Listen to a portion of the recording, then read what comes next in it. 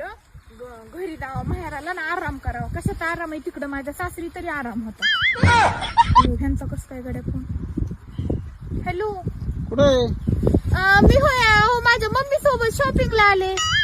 हा हा हा बरं हो मी फोन ह्यासाठी केलाय. हा ते जे ते साखरेच्या डब्यामध्ये 5,000 रुपये होते का, हा ते मी घेतले ते. का अहो, ते माझे पैसे आहेत ना.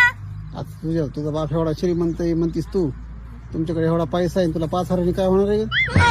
हो पण ते मी माझा बाप लय श्रीमंत आहे आता, पण आमच्या इथं असे रानाने गवत कापायला 10-10 बाया 20-20 बाया असतात. माहिती आहे मला, माहिती आहे मला. माझी मम्मी मी अजिबात जात नाहीत गवत कापाय. मी तर कवा जायचे, मला माझं बेडवरून खाली सुद्धा उतरून द्यायनात.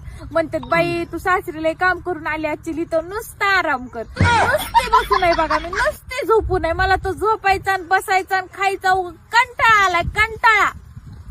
लयच खाल्लंय बघा सकाळपासून. नुसते माझ्या पुढं gulab jamun, bhajia, jilbi, chicken, mutton, rice, pulao, पनीरची भाजी. 2 पनीर मागवा मी त्याला, शाही पनीर आणि बटर नान 5.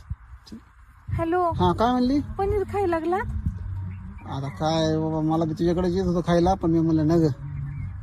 मी तर आताच पनीर खाल्लंय, शाही पनीर आणि शाही कबाब आणि काय 100 काय. एकर जमीन आहे तुमची, 50 एक माणसं कामाला तुमच्या इथं, त्याच्यामुळे म्हणलं आता असं मी तर रानात पाऊल सुद्धा ठेवीत नाही बघा, असं माझं पाऊल सुद्धा.